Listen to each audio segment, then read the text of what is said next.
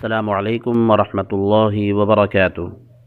میں شمس الہدا English learning series کا 33واں سبق لے کر آپ کی خدمت میں۔ اس سے پہلے ہم نے پڑھا تھا کہ زمانہ مستقبل کی صرف 2 قسموں کو ہی مجہول بناتے ہیں، یعنی فیوچر ٹینس کی 4 قسموں میں سے صرف 2 قسموں کے ہی پیسو وائس بنتے ہیں۔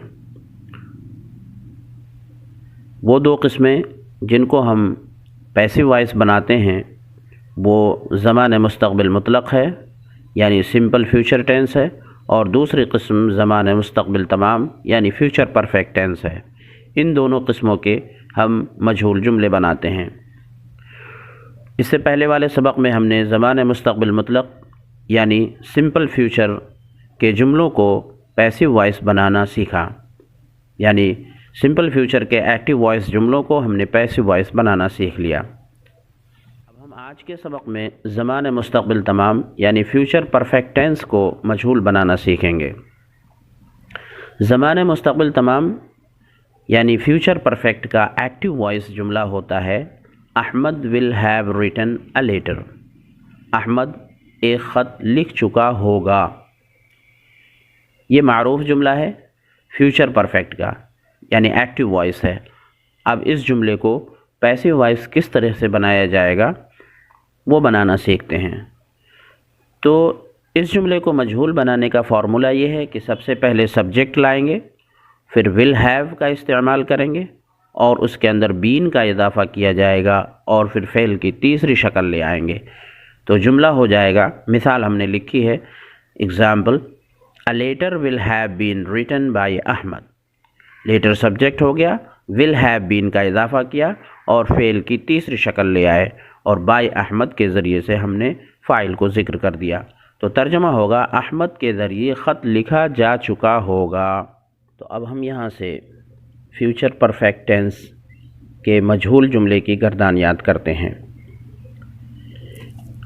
تو جملہ بنے گا letter will have been written، later will not have been written، will later have been written، will later not have been written، why will later have been written، why will later not have been written۔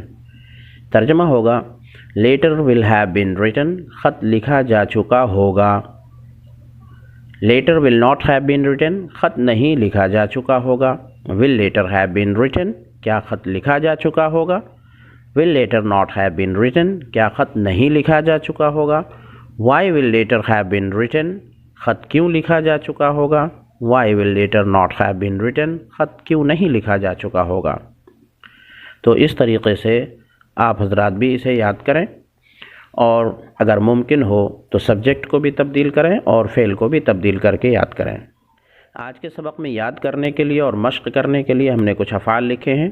تو سب سے پہلا فعل ہے investigate, investigated, investigated. Investigate means تحقیق کرنا، تفتیش کرنا، چھان بین کرنا۔ اور دوسرا فعل ہے انکروچ، انکروچڈ، انکروچڈ۔ انکروچ کے معنی ہوتے ہیں مداخلت کرنا، غاصبانہ قبضہ کرنا۔ تیسرا فعل ہے انویسٹ، انویسٹڈ، انویسٹڈ، سرمایہ لگانا، پیسہ لگانا۔ اور چوتھا فعل ہے ریڈیوس، ریڈیوس، ریڈیوس مینس کم کرنا، تخفیف کرنا۔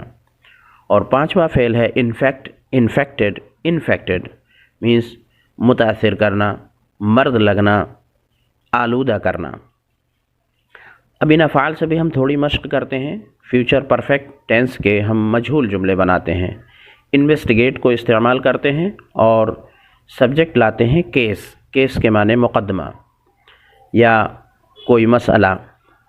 The case will have been investigated، the case will not have been investigated، will the case have been investigated، will the case not have been investigated، why will the case have been investigated، why will the case not have been investigated۔ The case will have been investigated، مقدمے کی تفتیش کی جا چکی ہوگی۔ دوسرا فعل ہے انکروچ، انکروچ کے معنی غاصبانہ قبضہ کرنا، مداخلت کرنا۔ ہم یہاں پر سبجیکٹ استعمال کرتے ہیں لینڈ، لینڈ مینس زمین۔ The land will have been encroached، the land will not have been encroached، will the land have been encroached، will the land not have been encroached? Why will the land have been encroached? Why will the land not have been encroached? The land will have been encroached اس کا معنی ہوگا زمین پر قبضہ کیا جا چکا ہوگا۔ تیسرا فعل ہے انویسٹ۔ ہم یہاں پر سبجیکٹ استعمال کرتے ہیں منی۔ Money will have been invested. Money will not have been invested. Will money have been invested? Will money not have been invested? Why will money have been invested? Why will money not have been invested?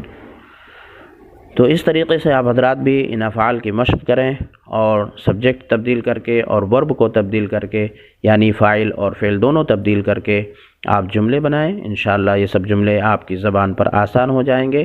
آج کے سبق میں بس اتنا ہی۔ السلام علیکم ورحمۃ اللہ وبرکاتہ۔